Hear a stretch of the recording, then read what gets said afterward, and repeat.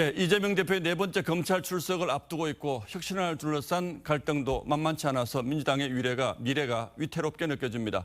민주당을 직접 취재하는 최지원 기자는 이 상황을 어떻게 보고 있는지 직접 물어봐드리겠습니다. 자, 최 기자, 전선이 복잡한 것 같은데 이재명 대표로서는 일단은 당내 반발을 어떻게 잠재우느냐, 이게 더 큰 숙제겠죠. 사퇴하라는 목소리가 나오고 있다면서요? 네, 그렇습니다. 이 대표를 비롯한 이 친명계 의원들은 정치 탄압이다, 이런 반발을 강하게 하고 있지만 비명계에서는 사퇴론에 불을 지필 태세입니다. 예. 한 비명계 의원은 저희와 대화를 했는데 이 대표의 체포 동의안이 들어오게 될 경우에 사퇴 요구가 당 전체로까지 퍼질 수 있다, 이런 말도 했습니다.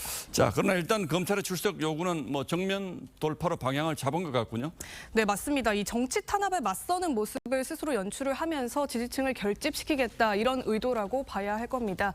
이 문제는 이 대표의 사법 리스크가 오는 17일 출석 이후에도 계속될 가능성이 높다는 거죠. 예. 검찰 출석 닷새 뒤인 22일에는 이미 두 차례 연기된 이화영 전 경기도 부지사의 쌍방울 대북 송금 사건 재판이 있습니다.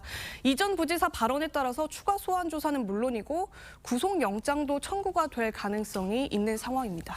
자, 최 기자 말대로 구속영장이 청구되면 이 대표는 불체포 특권 포기하겠다, 이렇게 얘기했는데 이거 어떻게 될까요? 예, 그런 말을 직접 했었죠. 예. 이 이화영 전 부지사 공판이 두 차례 말씀드린 대로 연기가 되면서 8월 말쯤으로 예상이 됐던 검찰의 영장 청구, 정기 국회가 시작되는 9월로 늦춰질 것으로 예상되고 있습니다.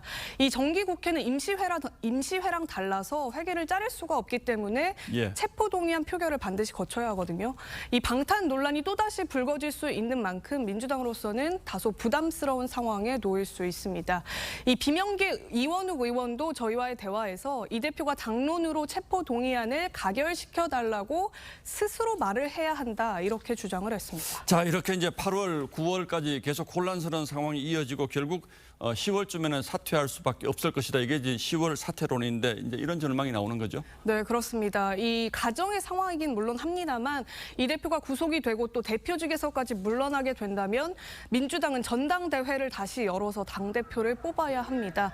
이 총선 룰도 아니고 전당대회 투표권과 관련해서 대의원제 폐지 문제가 이 혁신안에 담기느냐 마느냐, 이 문제를 놓고 당이 시끄러운 것도 바로 이런 상황을 초래할 수 있기 때문이라는 말들이 나옵니다. 예, 그러니까 혁신위가 대의원제를 폐지하고 모든 책임 당원들이 한 표 갖게 하는 거, 이거는 이제 이재명 대표 쪽에 유리하다는 거잖아요. 네. 이렇게 만드는 것이 결국은 이런 당내 상황과 무관치 않다, 이런 얘기입니까? 네, 맞습니다. 이번 혁신안 잘 보면 이 대표를 지지하는 강성 지지층이 많은 권리당원의 투표권 확대하자는 게 핵심이었습니다.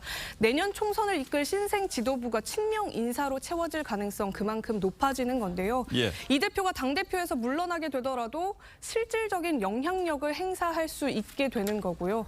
다만 이번 혁신안이 적용되려면 당원 당규 같은 것들도 바꿔야 되기 때문에 남은 절차들이 많습니다. 실제 당내에서는 혁신안이 그대로 받아들여지진 않을 거다, 이런 회의론이 지금 적지 않은 상황입니다. 예, 혼란스럽긴 합니다만 총선이 다가서면 민주당이 갈등을 수습하고 새로운 체제로 돌입할 것이다, 이런 전망도 있고, 또 반면에 최악의 경우에 당이 쪼개질 것이다, 이런 예상을 하는 분들도 있는데 최 기자는 어느 쪽에 더 무게를 둡니까? 저도 지금으로서는 직접 예측하기는 조금 어려운데 여러 예. 의원들의 얘기를 들어보면 현재까지는 분당까지 갈 가능성, 이 부분에 대해서는 조금 낮게 보는 목소리가 많습니다. 예. 하지만 또다시 방탄 국회 상황까지 실제 벌어지게 된다면 총선 성과 또 결과에 대한 책임 문제까지도 이제 생각을 해봐야 되기 때문에 친명계든 비명계든 그 이전에 결단을 내려야겠다, 본인들이 먼저 내리겠다, 이럴 가능성도 배제할 예. 수 없을 것 같습니다. 당이 절반으로 쪼개지진 않더라도 일부 의원들이 탈당하는 사태, 이럴 가능성은 있겠죠. 총선이 다가오면. 자, 어쨌든 민주당으로서는 이제 다음 달 9월이 이제 가장 중요한 분기점이 되겠군요. 예, 최지원 기자, 잘 들었습니다.